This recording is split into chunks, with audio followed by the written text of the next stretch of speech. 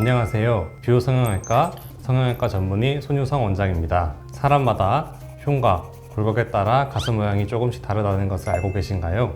가슴 수술을 진행할 때 사람마다의 흉곽 그리고 가슴 모양까지 고려해서 수술을 진행해야 되는데요.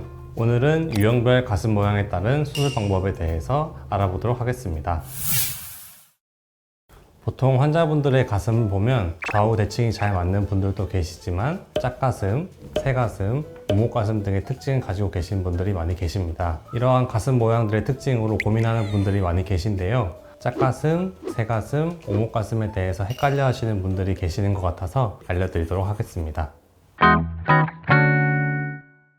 짝가슴의 경우에는 현재 이제 비대칭이 있다는 건데, 그 비대칭이라는 거는 흉곽의 높이, 흉곽의 너비, 가슴 자체의 볼륨의 차이가 있는 경우가 있을 수 있습니다. 가슴의 볼륨에만 차이가 있는 경우에는 작은 쪽에는 큰 보형물, 큰 쪽에는 작은 보형물 넣어서 양쪽 대칭을 맞춰볼 수가 있지만, 다른 흉곽의 높이나 너비 같은 차이가 같이 있는 경우에는 세 가지를 모두 고려해서 수술을 해야 만족스러운 결과를 얻을 수 있습니다. 그래서 흉곽의 높이랑 너비 같은 것들이 다른 경우에는 흉곽의 높이도 같이 맞춰줘야 되기 때문에, 이런 경우에는 너비가 같은 보형물이라고 하더라도 조금 더 높은 보형물을 한쪽에 넣어서 양쪽 흉곽의 높이를 맞춰주는 것이 결과적으로 조금 더 대칭을 맞춰주는 모양을 만들 수 있는 거라고 생각합니다. 그런 비대칭 이외에도 밑선의 높이가 다른 분들이 계신데, 밑선의 높이를 맞춰주기 위해서는 우리가 수술 끝나고 마지막에 밑선을 고정하는 과정이 있는데, 이때 밑선이 낮은 쪽은 조금 위로 올려서 흉곽에다 고정을 해주고, 밑선이 높은 부분은 조금 아래쪽으로 내려서 흉곽에 고정을 해주면 밑선의 비대칭을 어느 정도 맞춰줄 수 있습니다. 보통 사람 얼굴 비대칭이 많고 거의 대부분 비대칭이 있다고 보면 됩니다. 거의 똑같은 사람은 잘 없다고 보면 되고요. 뭐 정도의 차이는 있는데, 약간의 차이 같은 경우는 거의 다 대부분 가지고 있다고 생각하면 됩니다.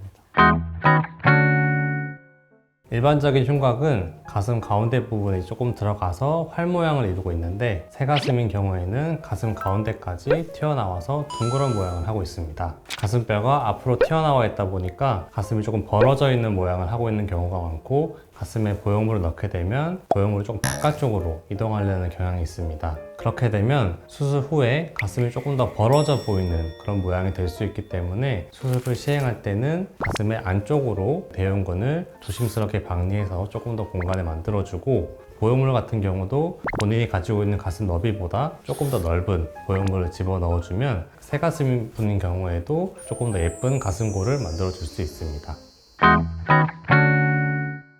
오목가슴 같은 경우는 흉골도 안쪽으로 들어가 있고 늑연골도 같이 안쪽으로 들어가 있는 모양을 하고 있습니다. 그리고 이와 함께 유두도 조금 가운데로 몰려있는 경향이 있는데요. 이러한 경우에는 가슴 보형물이 점점 안쪽으로 이동할 경향성이 있기 때문에 우리가 수술할 때는 가슴 가운데 쪽 대흉근의 박리를 조심스럽게 해야 되고, 양쪽 보형물 사이에 적절한 거리를 유지해 주는 것이 중요하겠습니다. 그리고 보형물을 선택할 때도 가슴의 너비에 맞는 적절한 보형물을 선택해야지, 너무 넓은 보형물을 선택하게 되면 가슴이 더욱 몰려 보이고 가슴이 하나처럼 보이는 유방합체증이라고 하는 그런 증상도 생길 수가 있기 때문에 본인의 가슴의 너비에 맞는 보형물을 선택해야 됩니다. 네, 오늘은 가슴 유형들과 그 유형별로 수술 방법에 대해서 설명을 드렸습니다. 가슴 모양과 흉곽 모양에 특이점이 있으신 분들은 성형외과 전문의가 조금 더 디테일하게 분석을 해서 그거에 맞는 적절한 수술 방법을 세워야 수술 후에도 만족스러운 결과를 낼 수 있고, 재수술 없이 한 번의 수술을 끝낼 수가 있겠습니다. 지금까지 뷰성형외과 성형외과 전문의 손유성이었습니다.